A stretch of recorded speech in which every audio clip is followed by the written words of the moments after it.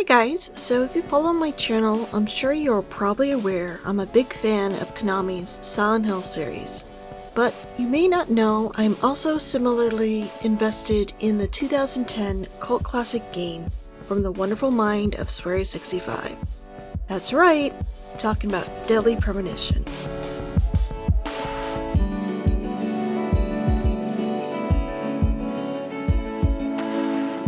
Even if you haven't played the game, you might know of it thanks to the review scores it received on release that earned it a Guinness World Record for being the most polarizing survival horror game of all time. It's a game that people either love or hate, and I just so happen to fall hard in that former category. Described as being both the Twin Peaks game we never got, and a game that's, quote, so bad it's good, end quote, Deadly Premonition is often seen as the video game equivalent to what Tommy Wiseau's The Room is to cinema. You are lying, I never hit you! You are tearing me apart, Lisa! A mess overall, but still somehow works and is wildly entertaining. But here's the thing, I don't think this common description does the game justice. I agree that there's a ton of similarity between Twin Peaks and Deadly Premonition. Hell, if you look hard enough, you can even spot R.LUM.R within the game. But that last part, so bad it's good, I don't think that's fair. The game has issues. There's questionable gameplay mechanics like a map that doesn't zoom out, a frequent use of frustrating quick-time events, and even super unbalanced combat at times. You also have some annoying technical problems to deal with that, depending on the release played, can range from the merely annoying, like gameplay lag, to being completely unplayable at times. I'm looking at you, PC port. But underneath all that jankiness is something really special, a memorable game with a lot of heart and ambition, not often seen in other titles within its generation. What keeps me returning to the small town of Greenvale, and why I call it one of my all-time favorite games, is due to what the game does best: its amazing story and its memorable characters. I mean, come on, who doesn't want to hang out with York for a few hours and hear his thoughts on movies, music? Listen, they both need each other. It's called interdependency, and they both know it. Yeah, I know. He does terrible things to Tom. Nasty, even sadistic things. But that's fine, as long as that's what Tom wants. Think of it. His actions. He's always asking for it. It's his partner's job to fulfill that need, and Jerry knows that. Proof? Well, in the Tom and Jerry show, they live with each other. Hot takes on children's cartoons? I've put in countless hours into this game over various platforms, and it's not the meme-worthy scenes or the clumsiness in its execution that keeps me coming back throughout the years. It's the stuff I don't see praised about this game too often. The immense thought and the little details the developers poured into making Greenvale feel like a living, breathing town. And with the game's 10th anniversary coming up in a few months, I thought it was high time some of the game's more amazing and often missed details got highlighted. In Deadly Premonition, players take control of Special Agent Francis York Morgan, but please call him York, everyone does, who has an imaginary friend named Zach. Yes, really. That's in Greenvale to help and observe the murder investigation of the popular Onyekwe. Over the course of the investigation, York finds himself dealing with the town's more supernatural side, and as more women fall victim to Anna's killer, he also uncovers the town's dark past and its connection to his own. If you haven't already played the game, I suggest you stop this video right now and come back after experiencing it for yourself, as I'm going to spoil things right off the bat. Watch a playthrough at the very least, as the story is such a wild ride and should be experienced with as little spoilers as possible. In the video description below, I've linked to a playlist on my Deadly Premonition fan site's dedicated YouTube channel that has a bunch of great playthroughs I found over the years.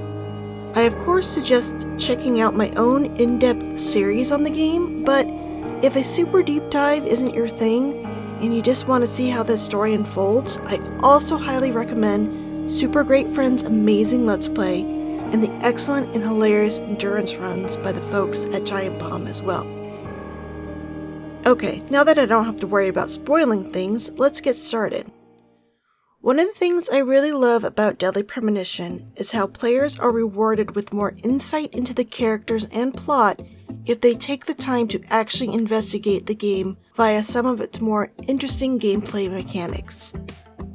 Like making sure to peep in windows to see how characters act when they think York isn't watching, remembering to observe items, places, and people to get York's internal thoughts on things around Greenvale. But most of all, making sure to check in with the town residents often throughout the investigation. The amount of backstory and insights you can discover that's never revealed or even hinted at during the main story-related missions is quite surprising. You might be thinking right now, wait, where do you find the time to do any of that? George and Emily keep reminding York not to be late for whatever the current mission is for the chapter. I'll make arrangements for people to gather between 1500 and 1700. I'll try and get as many people as I can to come, so don't be late, okay? Don't be late. I'll be there. And there's little to no time for that kind of in-depth exploration. Now, this might blow your mind, but time limits aren't really a thing you need to worry about, despite what the game tells you over and over again. Players can ignore those main story chapter ending missions for as long as they want with no consequences. Okay, well, there are a few exceptions, but those only occur within chapters where you're not allowed to explore anyway. Like during chapter 10 when York must race over to Becky's mansion to check up on her.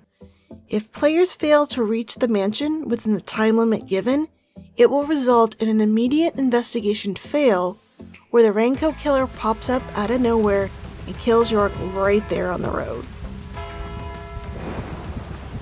I see you. Zach, it looks like we were too late. Becky. And Emily. I'm worried about her. Emily. Do you think she'll be okay, Zach? But for the missions that aren't life or death situations, if you miss the posted time deadlines, it's no big deal. Agent York, there you are. Emily, what's the matter? Nick left the bar alone. I tried to follow him, but he saw me. I see. That's a shame. A shame? Is that all you can say? Weren't you supposed to follow him from the bar? This was your plan and you messed it up. What's up with you? I had something else to do. You just have to try again within the time limit the following day. None of the characters will hold the delay against you once the mission gets started, as they all act as though York made it on time without delay. Even if, in reality, he blew off that town meeting 4 days in a row to fish at Velvet Falls and collect trading cards around town. The freedom players have to play this game at their own pace is something I think a lot of people often don't realize their first or even sometimes their second time through. Along with, never realizing the game does have a fast travel mechanic. It's a reward you're given after completing all of George's side missions. And that it's actually possible to control the flow of time within the game. That's right, you don't have to wait around for the in-game time to pass slowly by, nor is it necessary to take a ton of naps to make it pass in 3, 6, 9, 12, or sometimes even 18-hour increments. You can move time forward as much or as little as you want just by smoking cigarettes. What? You mean you didn't realize cigarettes had that ability from its very vague in-game description of smoking them will make you forget time is going by? I'm shocked. Yeah.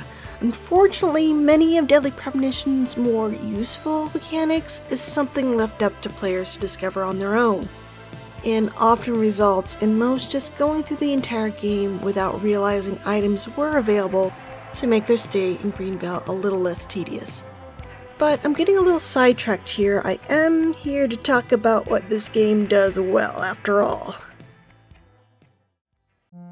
So the main goal of the game is to uncover Onegram's killer, and there's plenty of suspects within Greenvale. Could the killer be Nick Cormack, Anna's former boss at the A&G, who might be cheating on his wife with the owner of the art gallery, Diane Ames? Maybe it's the guy who hangs in the graveyard all day, Brian the Insomniac. He came off super creepy when York first questioned him about Anna. Anna, her smile, so warm. Anna, blonde hair, so bright.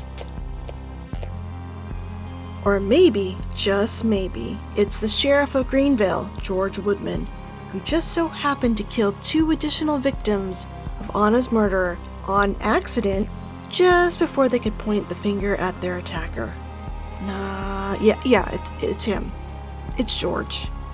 He's the killer.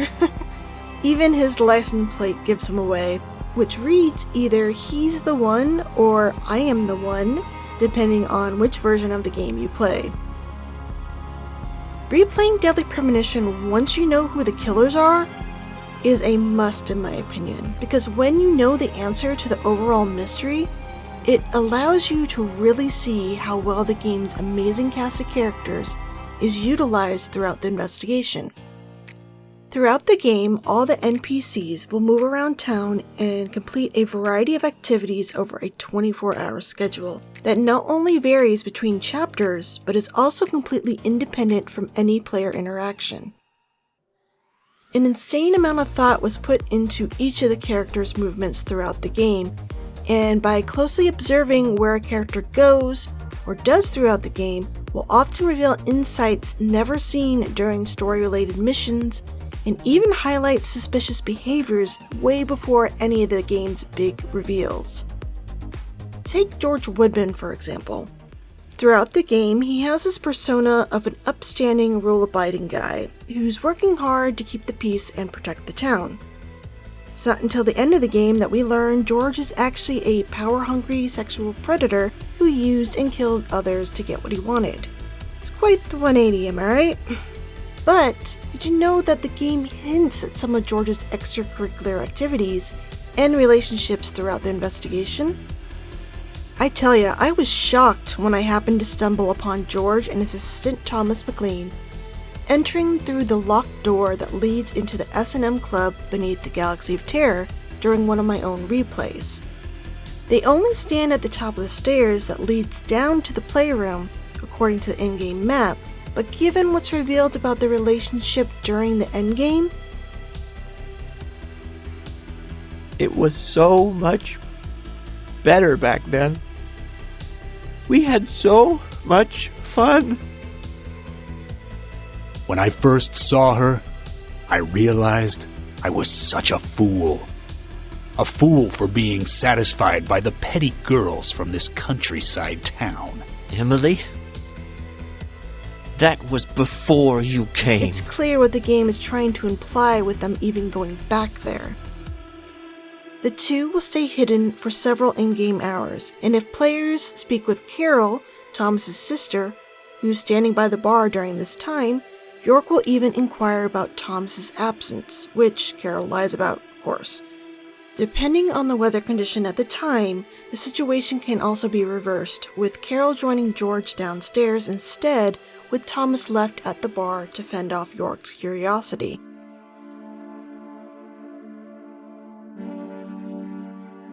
So here's the thing about George. Even though he's not much of a looker, and a controlling asshole to boot, he seems to have this weird thrall over many of his victims in the game. The reveal that he was the leader of a secret Red Seed sex cult was certainly an say what? Moment in the game for sure. But it's not too much out of the realm of possibility given that George did wield enormous power as sheriff and was so respected in Greenvale. Power and status often trumps all else. So about that secret club beneath the bar. It's something Thomas and Carol built especially for George's use, and the secrecy surrounding it is in part what enticed Anna and Becky to join the cult. All we had to do was tell them about it, and they were giddy to join us immediately. And sadly end up sacrificed in George's bid for immortality. The McLean siblings were so in love with George that they did anything and everything asked of them, even leading their own friends to slaughter. But George using his secret club during the investigation isn't the only strange thing players can observe. Remember that argument between Carol and Diane York overheard at the Muses Gallery over George's locket? Like I said, there's no point in you having this. I can put it to far better use. I'm taking it with me, okay? That's fine by me then, as you wish.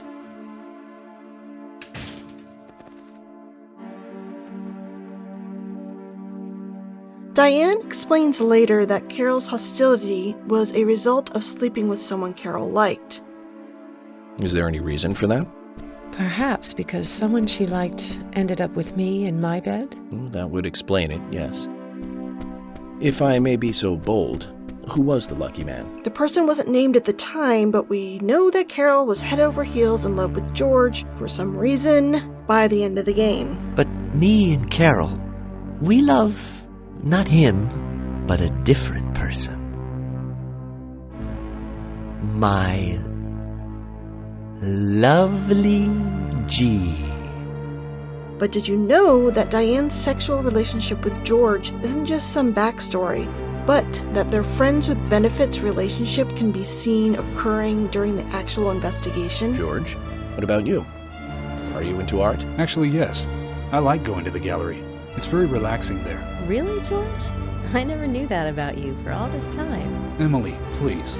I'm just as cultured as everyone else. Some people just have sides to them that you'd never expect. Once York officially meets Diane, George will begin to visit the Muses Gallery after hours once the sheriff department closes for the day.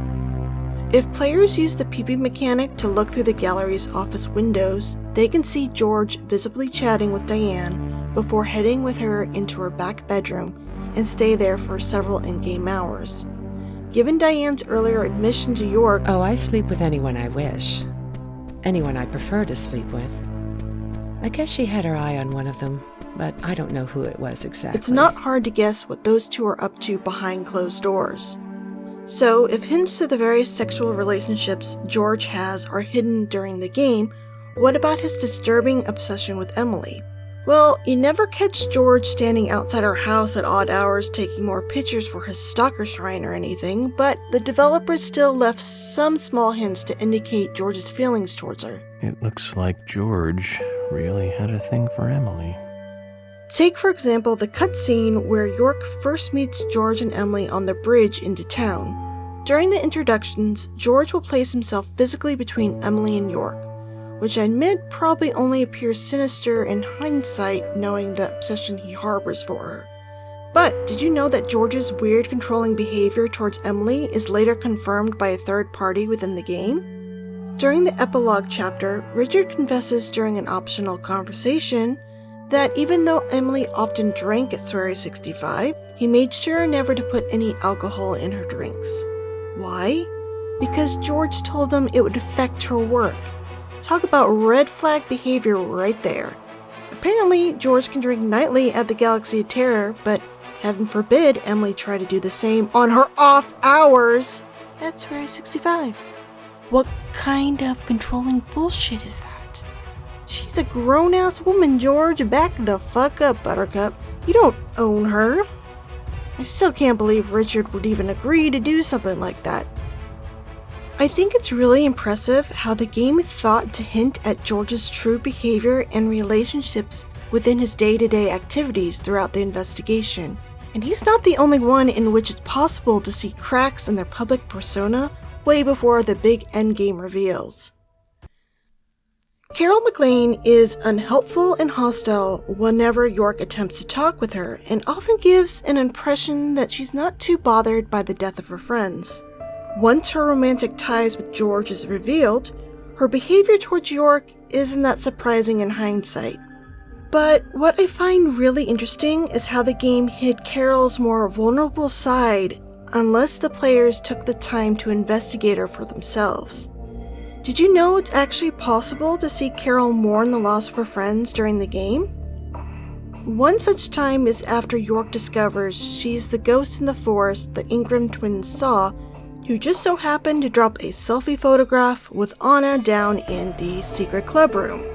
If players return to the forest after completing the Someone in the Forest side mission, they can catch Carol at Anna's tree and crying over her lost friend.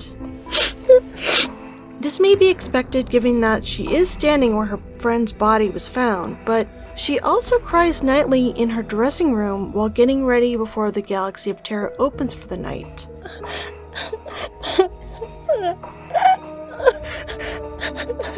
When I first observed Carol doing this during one of my own replays, it threw me a bit since I was so convinced during the previous playthrough that she didn't care about her friends dying.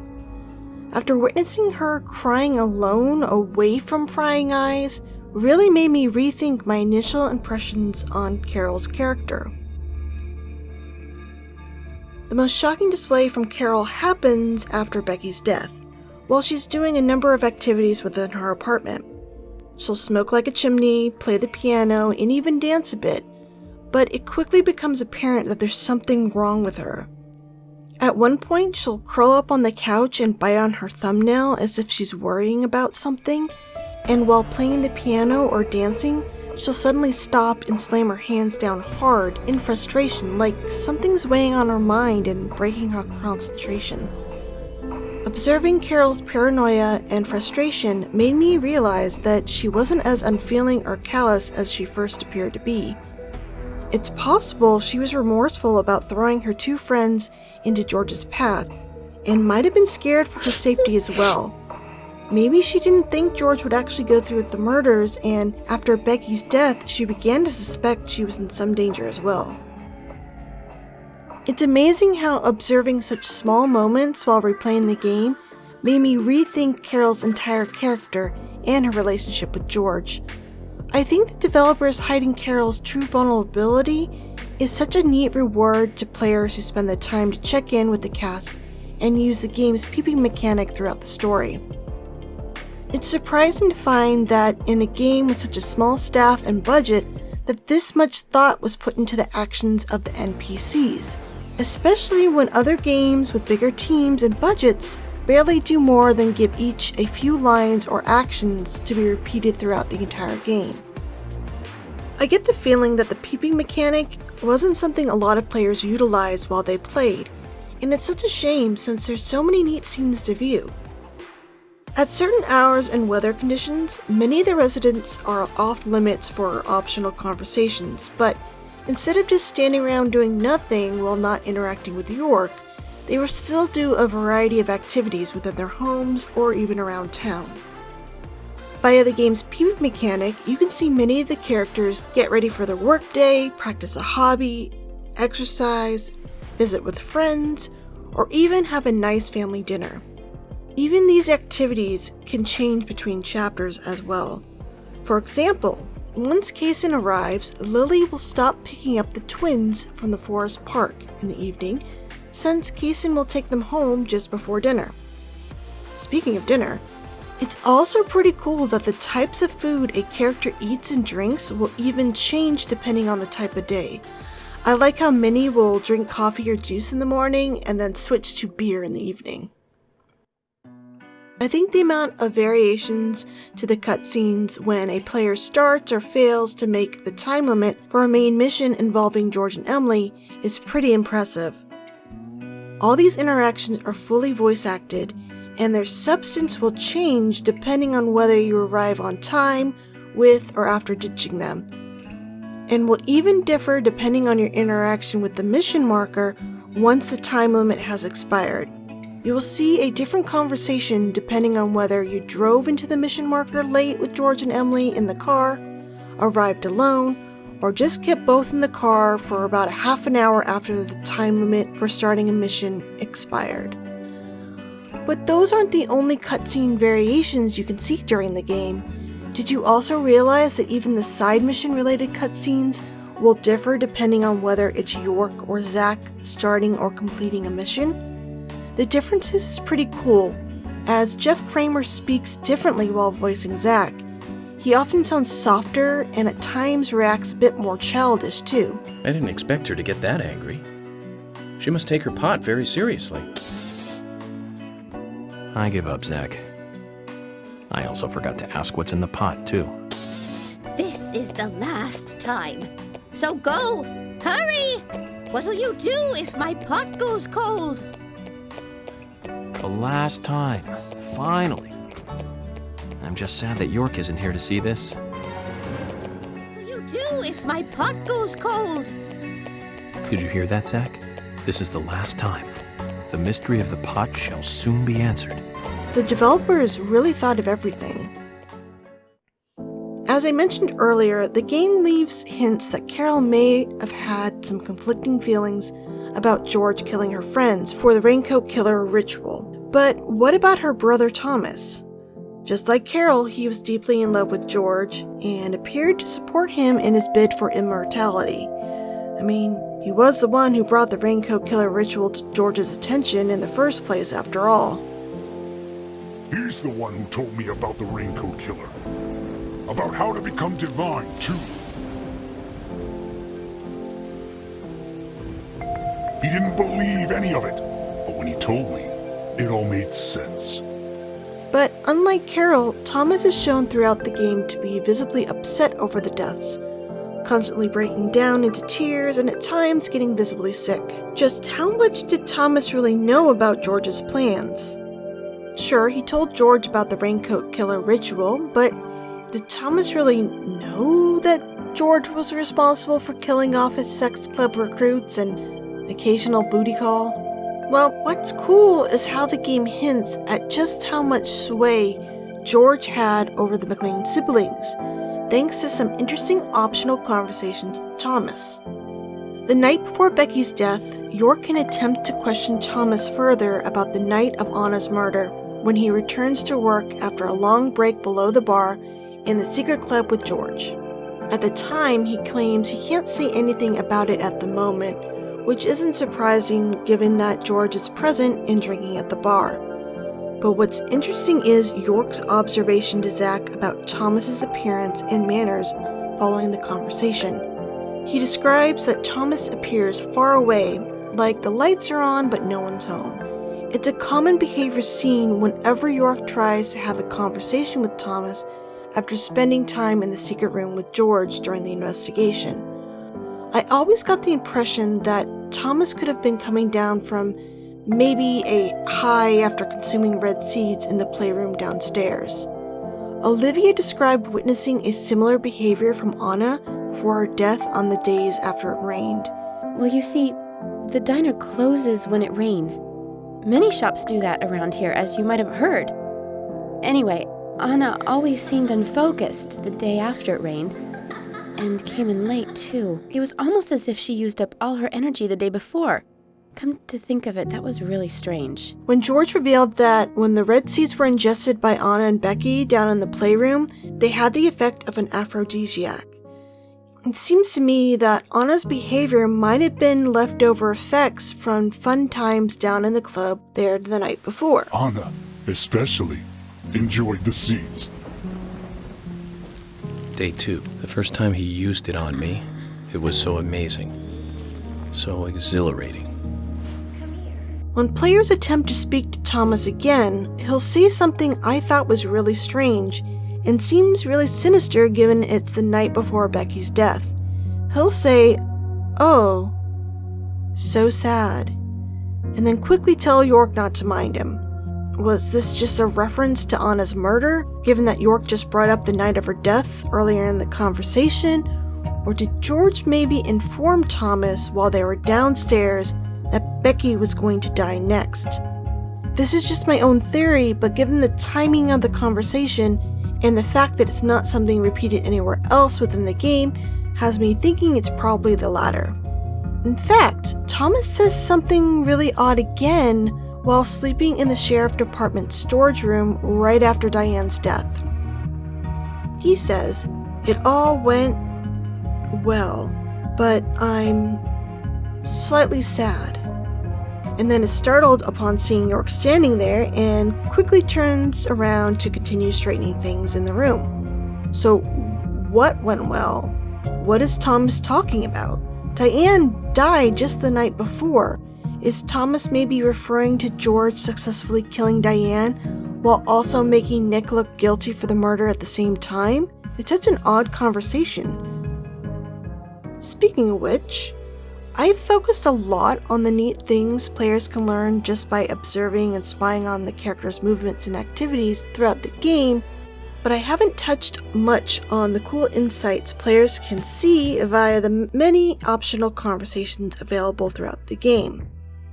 I didn't find this out myself until a few years ago, but did you guys know that the optional conversations you can have with characters will change not only between chapters but between weather conditions as well? Take Thomas for example. He's actually super talkative whenever it's raining, and I was able to gather a lot of background information, not related to the case, but about his own life, just by chatting with him in the sheriff department storeroom during raining weather. I find that the most amusing exchanges with Thomas is usually happening during a storm. One of my favorites is when I chatted with Thomas one evening at his apartment. He not only danced in the doorway in front of York, but York was so impressed with Thomas's dance skills that he even tried to get him to agree to go clubbing with him once the case wrapped up. Sadly, that was never meant to be. R.I.P. Thomas. I can't stress enough how important it is to talk with everyone throughout the game. I gained so much insight on all the characters while making my in-depth Deadly Premonition Let's Play, just because I had made the effort to talk with everyone I possibly could multiple times a day in every chapter in both rainy and clear weather conditions. Take Becky Ames for example. You never get a sense of who she really was during the game. Hell, some of you might not have spoken with her at all before her untimely death. But still, even if you had visited with her while she was still alive, all you would have discovered is that she's extremely paranoid, had little love for law enforcement, and was too scared to tell York much of anything.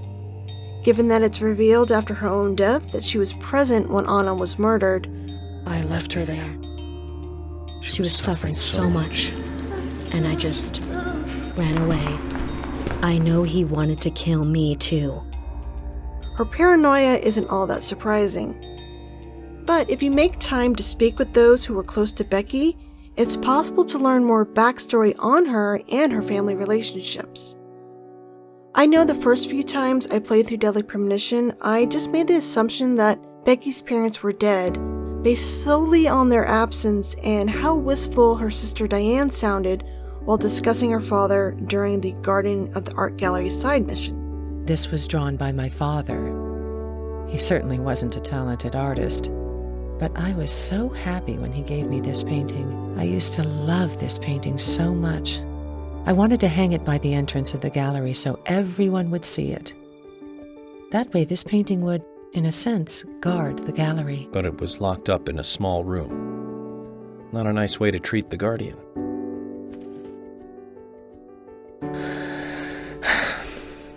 No, that'll be it. Apologies for prying and for bringing out this painting. It's okay. It's nice to be able to talk about the past every so often. But this all changed once I spoke to Quint while he was having lunch with his father during Chapter 13. Becky doesn't live all alone in that mansion by the lake. Her parents are alive and well and are just currently out of the country. This tidbit of information is never repeated anywhere else within the game, so if a player decides to head to the hotel to write York's report immediately after his heart-to-heart with George at the Galaxy of Terror, something I've seen many people do over the years, they will never learn this about Becky's parents. The same can be said about Becky's relationship with Diane. While she's still alive, Diane often claimed that she and Becky didn't have much of a relationship because they didn't get along. In fact, she didn't appear to be that bothered over Becky's death either, even using her grief as an excuse to flirt with York. But thanks to another optional conversation with Quint after Diane's own death, York's earlier suspicion about the art gallery owner is proven correct. Diane was just putting on an act the entire time. According to Quint, the sisters were very close, and Becky talked about her sister quite a bit. This bit of info actually goes a long way in explaining why Becky would reach out to Diane in an attempt to put George away for killing Anna. Becky feared George would kill her as soon as she tried to leave her home. He'll catch me, though, if I go into town. I'm trapped in my house. So I've asked Isaac and Isaiah to deliver it. So she got the twins to deliver the locket that George couldn't remove from Anna's hands after she died. I was holding on to that precious locket of his. He couldn't remove it from her hand, even though she was dead. But she let go of it for me, though. It was like she gave it to me. So I brought it home. Along with a letter and a pair of broken high heels she borrowed without permission from Diane. If the Ames sisters' relationship was really as cold as Diane initially portrayed to York, why would Becky even bother reaching out to her? Why not get Quint, the man she was planning on marrying, to help? Thanks to the conversations with Quint, it's clear Becky trusted her sister and had faith Diane could and would help given their closeness. Maybe Becky thought Diane would be somehow out of George's reach? According to her diary, Anna was worried about Becky because of a mysterious he, who I assume is George. He doesn't let anything slip. I'm really worried about Becky. Delivery man Q won't be able to protect Becky. You're named twice. An unnamed he, and then this delivery man Q.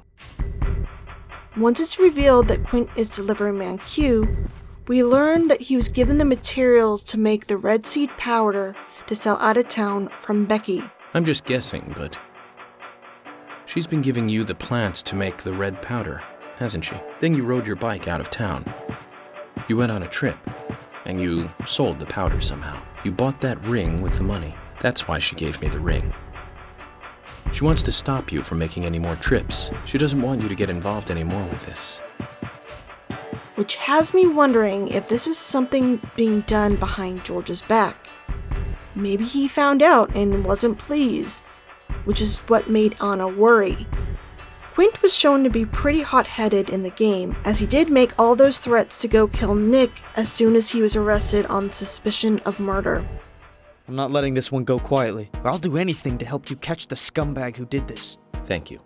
But vigilance is not justice. Nothing good will come from desiring simple revenge. Oh, come on, I'm not that stupid. But I'm frustrated a bit just thinking that there's nothing I can do about it. We each have a role, purpose in life, raison d'etre. Don't forget that. I know. Just don't preach to me. You're sounding like my old man. Maybe Becky feared that if she told him about Anna, Quint would end up getting himself killed during an attempt to take revenge out on George. I definitely see the logic in Becky going to Diane for help instead, as she's older and an outsider when it came to the Red Seed sex cult and even the Red Seed drug stuff. Becky seemed to be under the impression that George wouldn't dare mess with her sister, so it's clear Becky believed that Diane wasn't under his thumb like the others. I know even he wouldn't dare to harm you.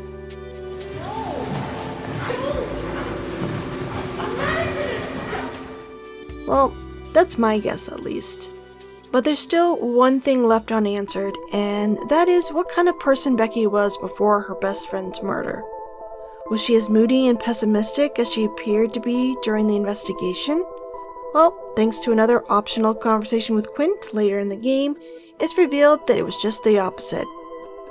Speaking with Quint on a rainy night while he's working at Swery 65 during Chapter 15, he'll reveal that Becky was cheerful, innocent, and a little reserved before Anna's death, and goes on to explain that she would always suggest something first, but would get cold feet and be the first one to stop it. That she looked strong, but really wasn't. It's such a shame Becky didn't reach out to York while she was alive. If she had, York could have saved her and put an end to George's killing spree before any more loss of life. I've barely scratched the surface on the many cool and interesting details there is to discover in the game. Hell, I haven't even touched upon all the game's visual hints that Kaysen isn't who he claims to be, and is actually the mastermind for the Red Seeds related deaths throughout the country. Or that Willie might not be such a good boy. Swery revealed during a Game Developer Magazine postmortem interview in 2011 that Willie is an extremely important character with an intense, unrevealed backstory. Since they didn't have a chance to expand upon Willie during the main plot, they concealed little hints within the game, like in the form of the town map. It's shaped just like a dog. Swery revealed during a Destructoid Q&A back in 2011 that Willie is actually Kaysen's keeper, and I discovered that this is actually something alluded to in a conversation with Brian the Insomniac during the game's epilogue. It's kind of ominous and certainly puts a spin on Willie's appearance with that little Kaysen doll on the bridge as Zack leaves Greenvale. It seems the red tree may still be a threat with Willie still around. Deadly Premonition may not look or even handle the best when compared to similar titles, but it's clear the team put a lot of time and effort where it counted most, by plotting out a gripping murder mystery while still making sure to allude to the game's big reveals via the actions and behaviors of the NPCs during the game, along with packing the game full of optional conversations with interesting background information for players to discover while exploring the game. If you played or watched a Deadly Premonition playthrough in the past, I hope you'll give the game a closer look. You'll be really surprised at how much wonderful content you missed during your first stay, and you might just find yourself returning to Greenvale as much as I have over the years. Thanks everyone for watching!